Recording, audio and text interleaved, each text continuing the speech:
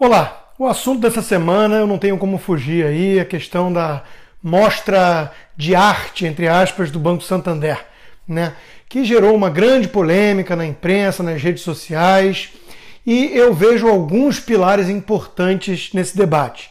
O meu tema principal aqui é a manipulação, principalmente da imprensa, em relação ao que aconteceu, né? Tendo como alvo definido ali o MBL, e que foi acusado então de ser reacionário, contra a arte e coisas do tipo. Bom, só recapitulando, né? A mostra contou com zoofilia e pedofilia. Hoje em dia há uma certa flexibilidade naquilo que se chama de arte, né? Se tudo é arte, nada é arte. Isso é uma outra discussão. Mas o ponto central é que crianças fizeram parte do público que frequentou a mostra. Uma coisa cultural, educacional, segundo o curador, que é alguém ligado ao PSOL, né? E esses intelectuais, essa inteligência toda que chama de educação, isso aí, né? O grande ponto central da crítica, do ataque daqueles que se mobilizaram para boicotar a exposição foi exatamente isso. Não existiu uma faixa etária, né, um rigor maior em relação a quem pode ter acesso ou não àquilo que chamam de arte, né? Esse é o ponto da discussão, é o ponto essencial. E a imprensa levou para outro lado, falando de censura, de reacionarismo contra a arte e tudo mais, e acusando, obviamente, o MBL, né? Vale lembrar que o MBL apenas foi um protagonista, um líder, na melhor das hipóteses, de uma reação natural da sociedade civil, né? Os pais, os indivíduos, os correntistas do banco se viram numa situação de revolta, de indignação com o uso daqueles recursos do próprio banco e por meio da Lei Rouanet, né, do dinheiro do Estado, né, de recursos públicos por evasão fiscal, né, por renúncia fiscal. E com isso, então, se uniram para pressionar o patrocinador a retirar essa exposição, a cancelar. O que ele fez, né? O banco foi lá e cancelou, emitiu uma notinha tímida nas redes sociais e uma carta interna que circulou e veio a público, mostrando que, no fundo, a cabeça do presidente do Santander não é tão alinhada assim a esses pais que ficaram revoltados com a mostra. É mais alinhada com a turma de intelectuais e artistas engajados que chamam pedofilia de arte. O fato, repito, é a questão de crianças serem expostas a isso. A lavagem cerebral e essa agenda, essa pauta da esquerda, dos socialistas, que vem sempre com a história de sexualização precoce, de libertinagem, pornografia, relativização de valores morais, e por aí vai, né? Esse hedonismo irresponsável, o consumo de drogas, o esgarçamento do tecido social e do núcleo familiar que está por trás de todas as grandes bandeiras da esquerda. Esse é o ponto essencial, repito, mas não foi assim que a imprensa tratou o assunto. Vocês podem ver aí, por exemplo, que diversos veículos de imprensa, a imensa maioria, tratou a coisa como uma censura à arte, o fim de uma exposição em prol da diversidade, a pressão que levou então à intolerância, e apenas à exceção da Gazeta do Povo, veículo do qual tenho muito orgulho de participar e por meio do qual vocês têm acesso a esse vídeo, né, foi a que deu destaque à questão da zoofilia e da pedofilia, lembrando que o público-alvo era infantil. Isso é o que mais chama atenção e que foi ignorado por todos os e vários articulistas que escreveram para atacar o MBL como se fosse reacionário ou até nazista, como o Ricardo Boechat na Band News se referiu. Inclusive fazendo troça com o nome do Kim Kataguiri, do MBL, e como se não conhecesse, não soubesse qual é o nome dele, e fazendo uma comparação a Kim Jong-un, da Coreia do Norte. Né? Tudo isso muito cafajeste, na minha opinião, muito dissimulado e muito hipócrita. E por que eu falo que é hipócrita? Porque nós podemos ter uma pequena palhinha do que a esquerda diz quando interessa e faz ao contrário quando interessa. Né? Ser de esquerda, por exemplo, é condenar o McLanche Feliz por abusar das crianças fazendo uma venda casada de brinquedo com comida. Né? Ser de esquerda é boicotar, por exemplo, o Festival de Cinema Nacional por ter entre vários filmes um sobre o Plano Real e outro sobre o filósofo Olavo de Carvalho. Ser de esquerda é defender banheiros unissex que colocam marmanjos barbados ao lado de menininhas inseguras, ao mesmo tempo que defende vagões segregados em trens, para impedir o assédio de homens, né? Porque todos os homens são, obviamente, uns predadores, uns estupradores em potencial.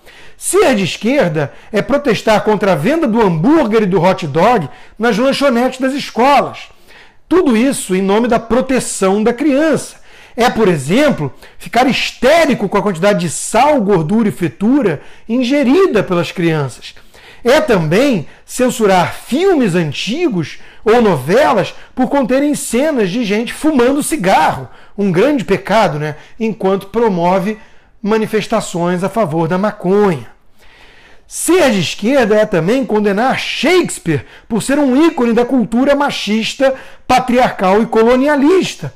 Ou então querer usar o aparato do Estado para retirar livros de Monteiro Lobato das escolas, por serem racistas. Ser de esquerda é achar normal retratar Jesus como trans, ou então enfiar um crucifixo no ânus em praça pública, na frente de crianças e de senhoras. Mas chamar de islamofobia uma charge de Maomé com uma bomba no turbante, e até mesmo justificar os atentados terroristas com base nisso. Ser de esquerda é fazer como o curador dessa mostra do Santander Cultural ligado ao PSOL fez e se manifestar contra a censura enquanto defende o regime democrático, claro, da Venezuela e de Cuba. Ser de esquerda é, por exemplo, fazer uma caça ao chefe de cozinha que caçou no seu programa uma ovelha, né, para matá-la e comê-la, como se os bichos então brotassem já congelados nas embalagens nas prateleiras dos supermercados.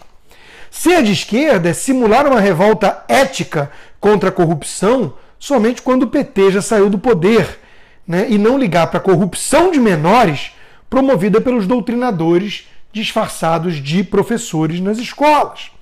Ser de esquerda é achar que videogame de luta estimula a violência ou então impedir que crianças brinquem com armas de brinquedo, enquanto não liga para o ECA e para a maior idade penal de 18 anos no Brasil, enquanto galalaus assassinos de 17 anos de idade ficam impunes e são inimputáveis de acordo com as leis.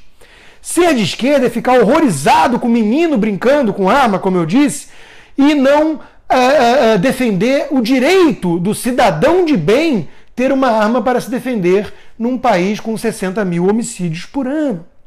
Ser de esquerda é se revoltar com uma empresa de chocolate que faz ovos de Páscoa com apelidos que são considerados bullying, né, pela turma sensível, que para tudo é microagressão, enquanto festeja essa exposição artística, entre aspas, com imagens de sexo para adolescentes.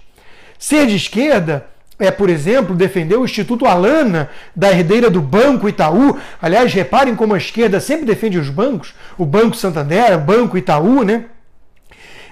Que condena a publicidade voltada para o público infantil em nome do combate ao consumismo capitalista, né? Enquanto defende identidade de gênero nas escolas, ou então faz textão no Facebook contra a censura, entre aspas, a esse espetáculo de pedofilia e zoofilia com o público infantil fazendo parte.